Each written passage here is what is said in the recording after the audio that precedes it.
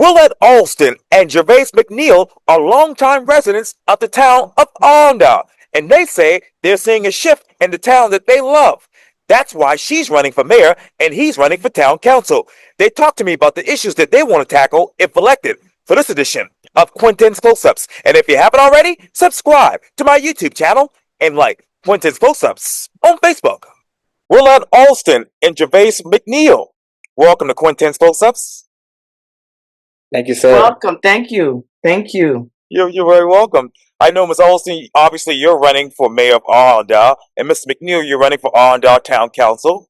So, Yes, sir. Correct. yeah, tell me why Awendaw mayor and why Awendaw Town Council? Why now? Well, I'll start with that. Well, Quintin, first of all, I want to say thank you.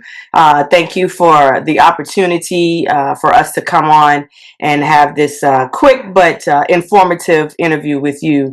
My father was the first mayor of Awendaw, and so I retired in 2023 and returned to Awendaw. And once I returned back home, I kind of noticed a shift in Awendaw. It was a little different. I attended some town hall meetings, and I kind of noticed that things were just not the way it used to be. And so I felt that it was not only a right, but my duty to stand on the shoulders of my father, of Samuel McNeal's grandfather, and Mr. Rodney Porcher, who's our other running mate, father as well, to try to bring more unity back into Awendaw.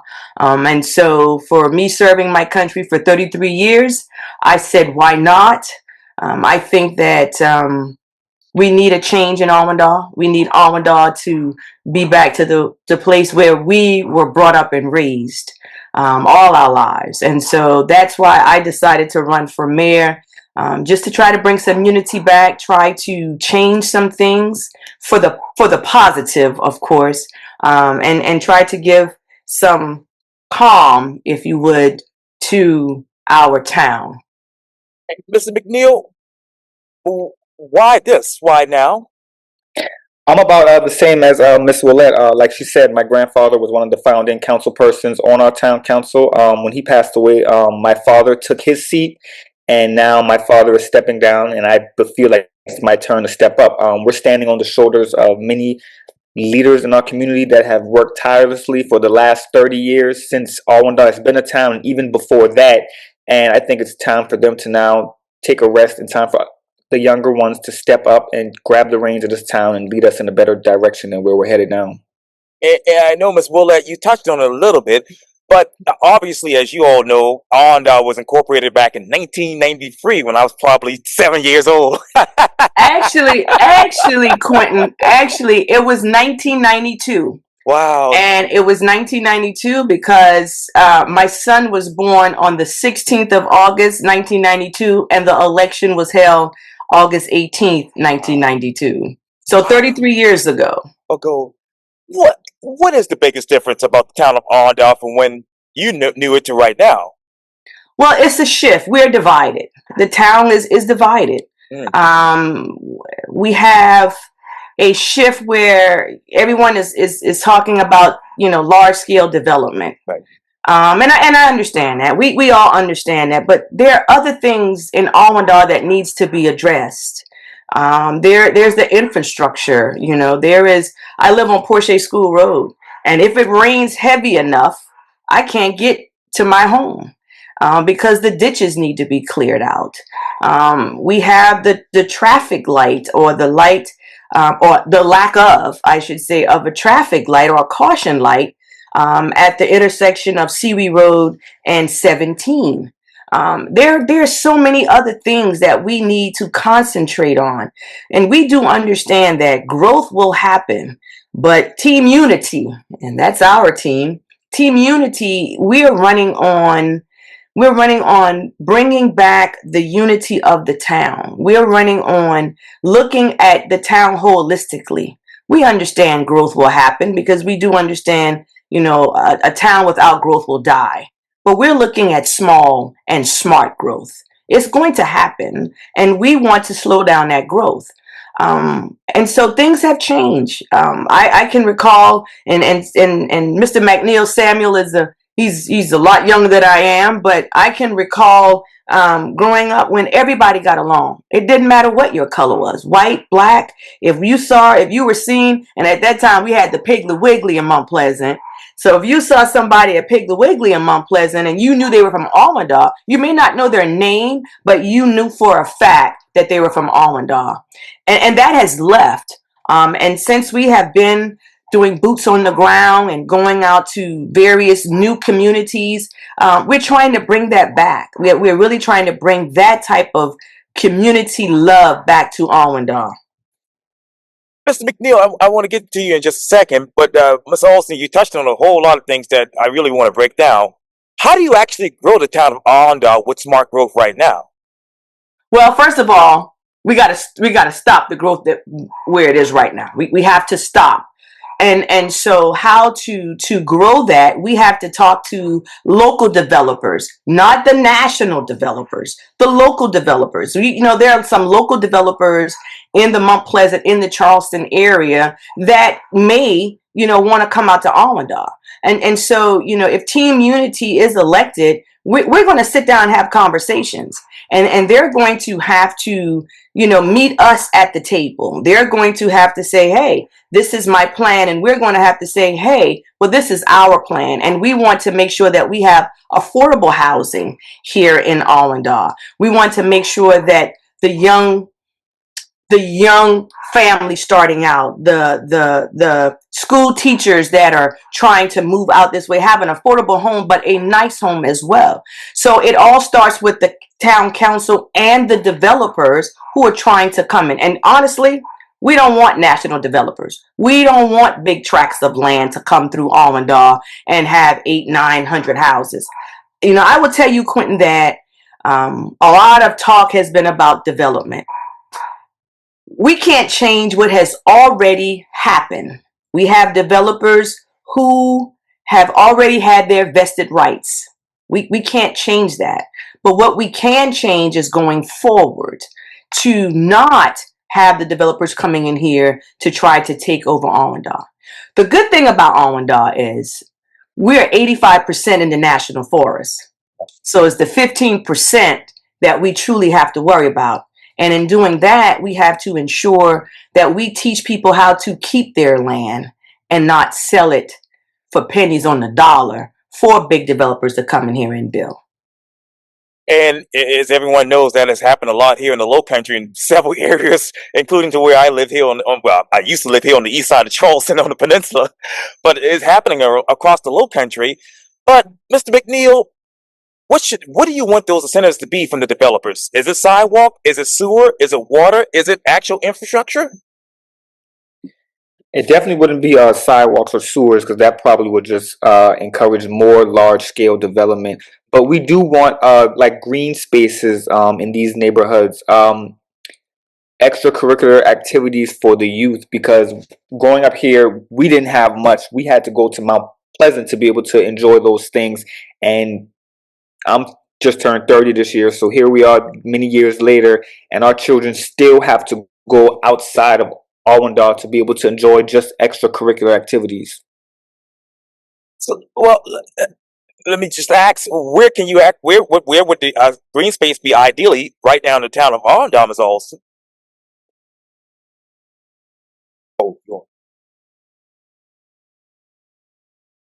We had the opportunity to have a school here that was actually voted down. We also had the opportunity to have an aquatic center, which was voted down as well. So there's green space on Door Road where the school was supposed to be at. That's no longer there. And so there are also tracts of land that's on CB Road that we can look at trying to do recreational for our youth here in Awendaw. Where is the money? Well, I tell you what, Quintin, I will say to you that in the last 2 years, that has been one of our concerns, the financial issues. I will tell you that since being back in the town, it's kind of disheartening. We are so behind in audits, and because we're behind in audits, we are not able to get any grants to help our community. There have been deficiencies in these audits. And because there have been deficiencies in these audits, we are unable to get the simple things. Money has been sent back, okay, has been sent back. And because of that, it's kind of disheartening. We had a town administrator that was just hired in July. I'm sorry, in January. Right. And she started out at $77,000. Yeah, and she received a 66% raise to now $128,000 in 6 months. So there's a lot of disparity there. And so we're trying, Team Unity wants to have transparency on financial issues. So to answer your question, Quintin, we want to know where the money is too. Well, let me ask you this, and it's just an obvious question. If you were to be elected in November, would you ask for an outside forensic audit? Of course. And also change a lot of things right now when it comes to the finance of the town. I believe that the residents of the town who pay taxes here in Awendaw, okay, and now we have the water system that generates revenue as well. Okay, so I believe that the residents of the town need to know exactly where these funds are going. And I will tell you that you have residents that was in an uproar about the 66% increase. I was. I spent 33 years in the Army, and I can tell you when I hit 100,000 in my career. And so for a small municipality as we have, for a town administrator to get a 66% jump in 6 months, there is a problem. There is a problem.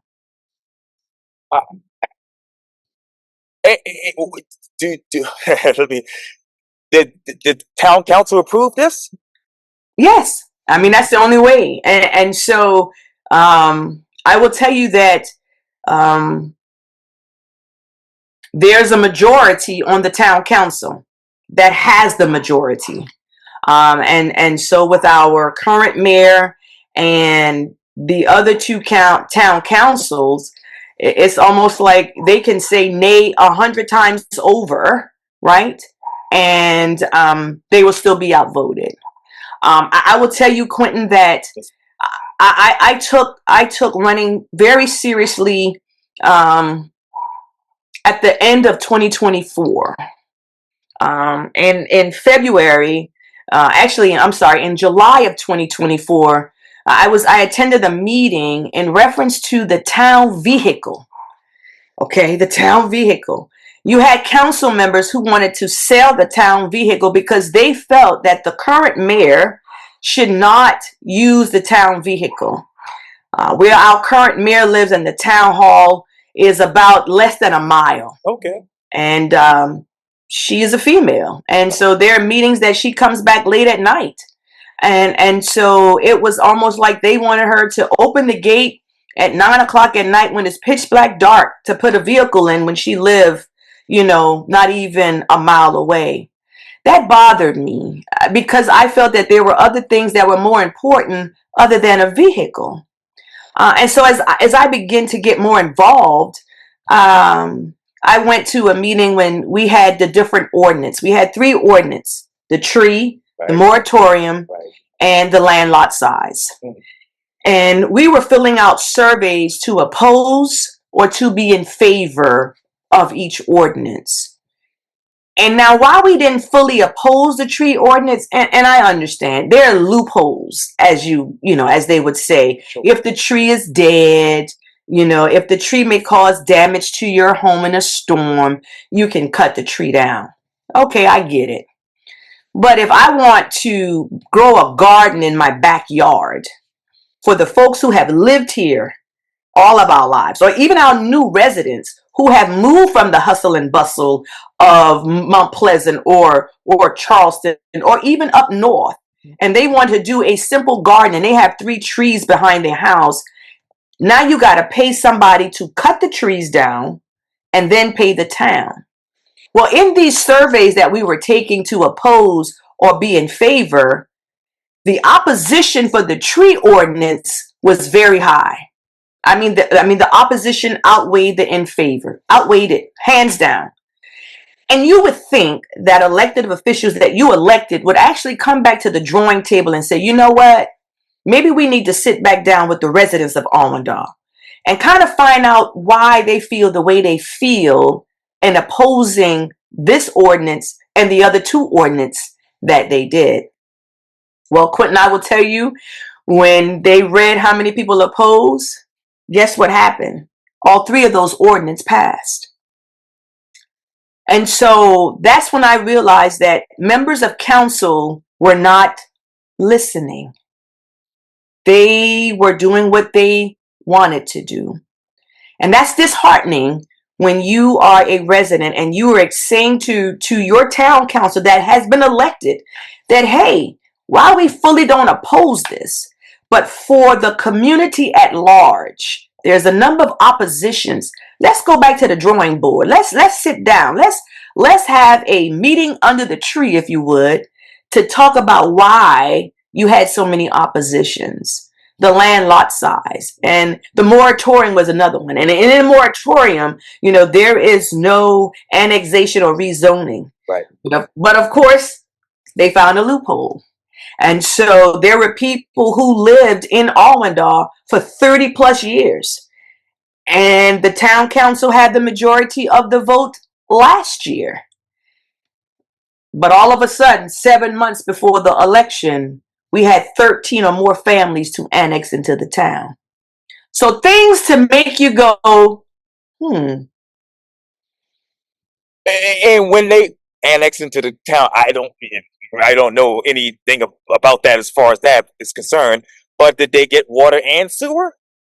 Well, I mean, so we have a septic system. So we don't have sewer. We have septic system. But most of these people who annex were already had a septic system. Now, if they tapped into the water, I'm not really sure. I'm not sure if they did because a lot of folks out here had the well. Oh, yes. And when I moved here, I tapped into the water system. So I'm not sure if those folks who actually annexed, if they tapped in, some may have annexed or tapped into the water system. I am not really sure. But it was just kind of like, wow, type thing. I want to get back to that in a second, Ms. Alston, but let me ask you this, Ms. McNeal.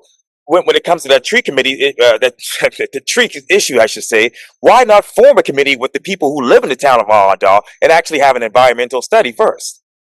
And that's some things that we suggested. Okay. Like the history of Awendaw, the road I live on, Maxwell Road, way before my time, many, many years ago, at the end of our road, there was actually a lumber yard.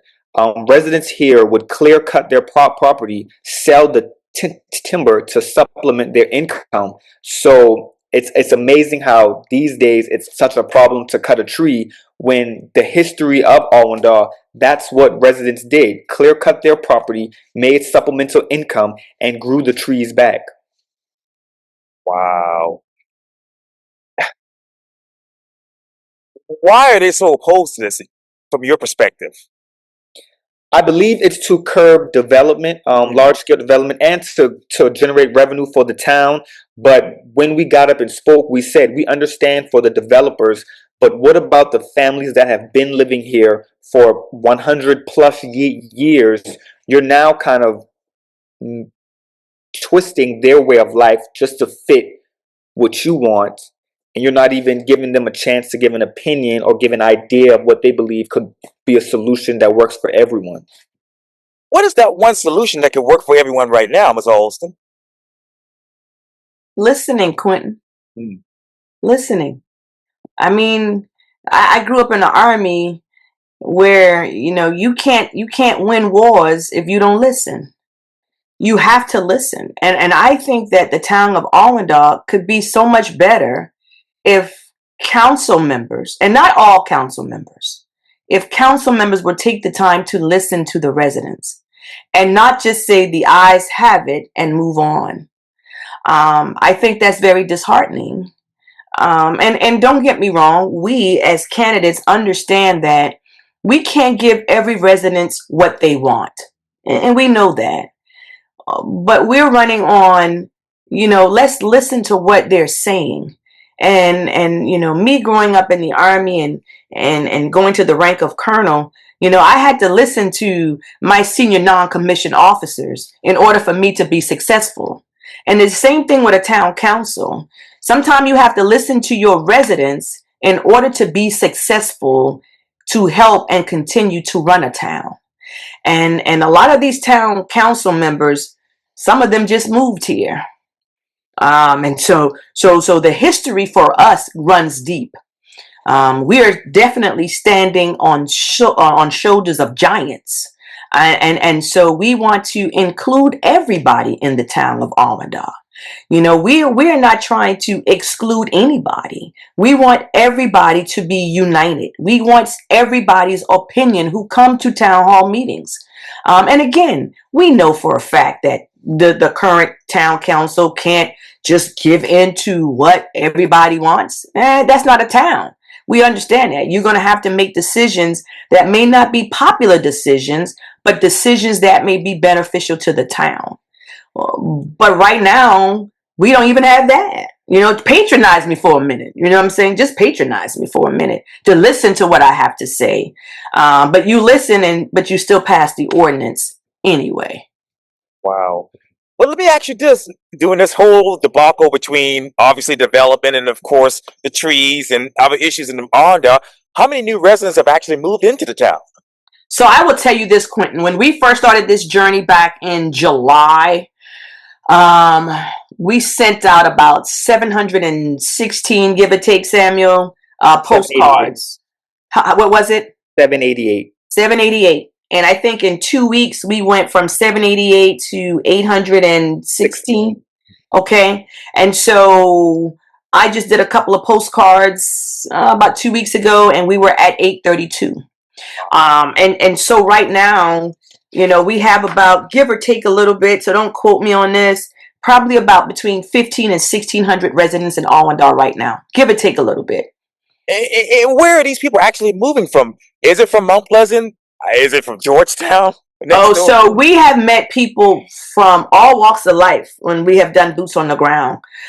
We have a lot of folks that move from Mount Pleasant.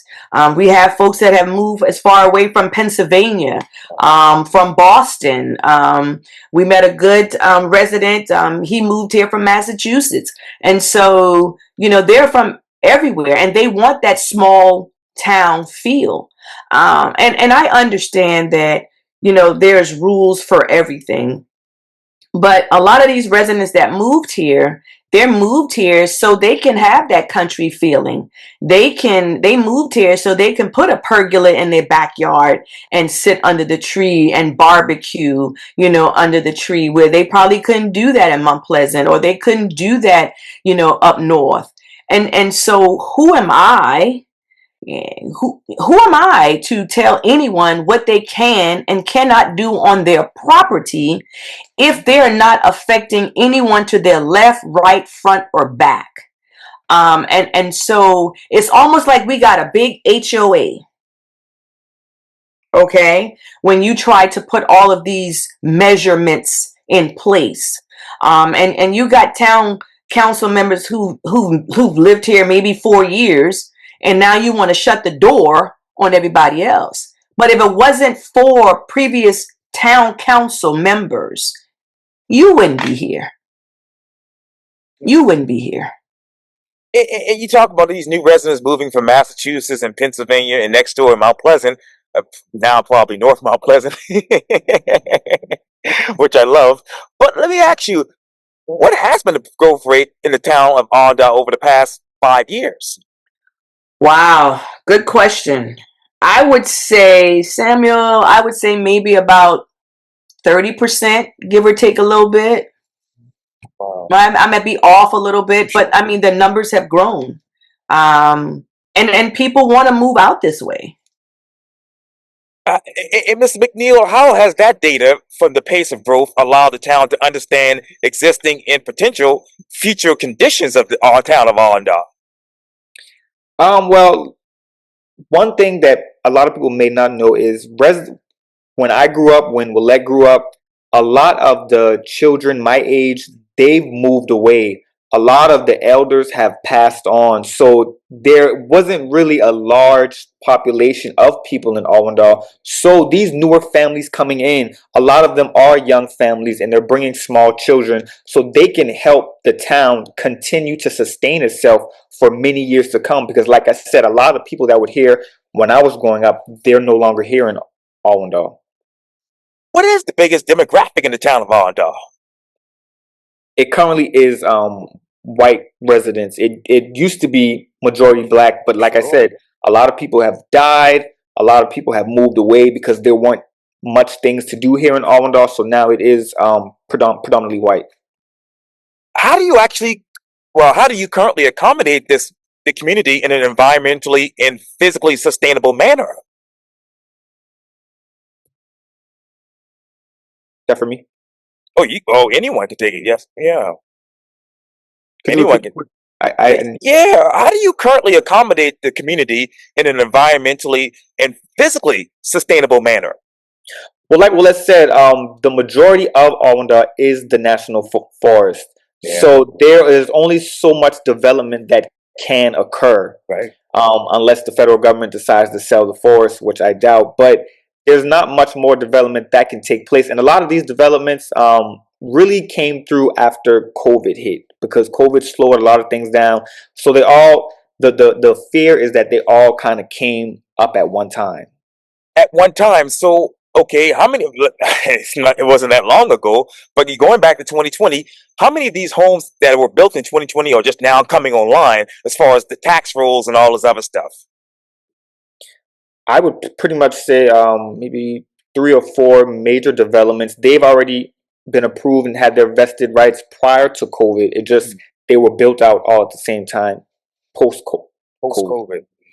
So, Mr. Alston, let me ask you, what's more important for the town of Awendaw? Is it building new homes in commercial space, or rehabbing, expanding, and better utilizing those existing homes? Well, it's not building new. It's not building more homes. Okay, so I'm not sure, and I understand development is on everybody's mind. I get it. I understand that. But I will tell you, Quintin, that the homes that are coming right now, I mean, there's nothing that we can do about that. They're going to come. They already had their vested rights, and they're going to build their homes. It's kind of hard to accept and understand the development. I mean, it has happened, and so when I hear about development, I kind of shake my head a little bit. You know what I'm saying? Because it's almost like you hear about these 800 homes, right? You hear about that. I don't know about you, Samuel, but I haven't seen 800 homes pop up anywhere yet. You know what I'm saying? Do I think there may be a majority of homes? Yes. But I don't think it'll be the number that everybody thinks is going to be. Okay. And what was the second part of your question? Oh, yes. Yeah, I was just trying to figure out, should you rehab, expand, and better utilize those existing homes right now in the town? Oh yeah, I mean, but here's the thing, Quintin. In order for us to rehab, we have to keep what we have, right? And so we had one town council members felt that the housing department needs to be no more because they feel that Awendaw doesn't need the help. And this was somebody that was elected. And so what I try to tell people is this: I deal in facts. Yes. Team Unity deals in facts. We don't deal with emotions or what we think. And so I tell everybody, hey, if you don't believe what I'm telling you, just go back and look at the live stream videos from from February up until now. even down to the budget retreat. Right. There's that issue. I mean, they want to stop Operation Cool Breeze, a program that helps seniors, right, or even single moms who doesn't have any air condition. So in order to rehab, we still got to have the money to rehab. There are many people in Awendaw who really need help with their homes. And that's why we have the housing department. So, it is our hope and our focus and our issues and plans of actions that if we are elected in November, that we want to ensure that we continue to look out for the residents and take care of them, seniors as well as our newcomers coming in. Yeah. Well, how many of these people actually need help with their houses right now, fixing the roof, things like that? I can't give you an actual number because I really don't know, but it's not one or two. I will tell you that. You know what I'm saying? It's just not one or two. And of course, it's about the grant money. Oh, but yeah. Because, Quintin, we can't finish our audits, how are we going to get the money to actually help the housing and get stuff going again? What is the current budget for the town? Sam, you got that information? I don't have it on me. I don't have it on me right now. Well, let me ask you. Oh, yeah. Well, let me ask you this then: has it changed in the past 5 years, or has it remained consistent? Well, I would tell you, I think because Samuel and I just kind of got into Sure. all of this, Yeah. we can only go by what we know right now. Sure. So the budget is, we're not a town that has like a $20 million budget. Right. You know what I'm saying? So, I think it was that one time at maybe 1.2, maybe, don't quote me on that, Right. but Sure. I mean, because we just got into it, I'm not really sure the exact amount. But I do know that we don't have a town. We're not a town that have a lot of money. And if we continue, or residents and certain people continue to try to stop these developers who have already been approved by the town, be it prior, the last town council or whoever, they have done their due diligence to make things happen. And if we have these conservationist personnels and all these other people try to stop them, they will sue the town, and the town will eventually fold. I mean, that's facts, because we do not have a multi-million-dollar budget. Right. Well, let me ask you this then: since you all don't have, for lack of a better word, enough money to take care of all of these issues such as housing and whatnot, what current public-private partnerships would you be in favor of, I should say?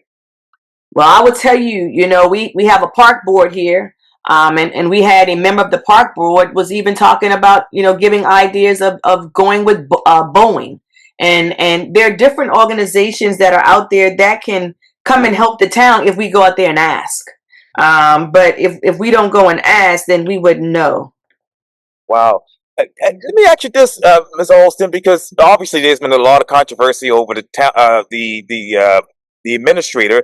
Should there also be a review of the voting record regarding the decision to decline an $85,000 grant for the municipal park? Of course, Quintin. Of course. It's all in the minutes. Of course. Should there be a review of the decision for the interim town administrator to sign a $20,000 check for the office to promoter with alleged ties to a council member? Of course, Quintin. You're seeing everything that we are trying to find out ourselves. And so I would tell you there's certain things that has just been kind of brushed over. When we bring these issues up, we get silence back. Wow. And again, yes, ma'am. You can look for yourself. Sure. On the live stream.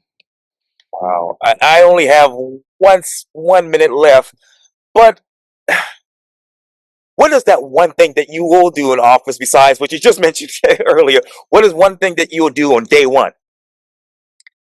On day one, I will ask for my biggest concern is the financial budget of the town. So on day one, and I would always say, if I was king for a day, or in this case, queen for a day, I would want to know about our fiscal budget. I would really want to know where all the money is going. I would want to know why the audits aren't done. I would want to know why a former town administrator left here, okay, who is in question of actually, doing some unscrupulous things before he left out the town. I would want to know why the town council, certain members of town council, allowed that former town administrator to regain his access to his check writing privileges. I would want to know. I want the budget. I want to know where all the money is going. My biggest thing right now is these audits. If we can't get these audits finished, we will not be able to get the grants that we need for the town of Awendaw. How far back is the town when it comes to these audits? We just completed 2020, 23. 23. Wow. So we still need 23, 24, and 24, 25. And we have current members on council that are slowing this process down because, like she said, they've given privileges back to the former administrator, and other things could have happened after that, and they don't want that information to come out to the public. To be continued.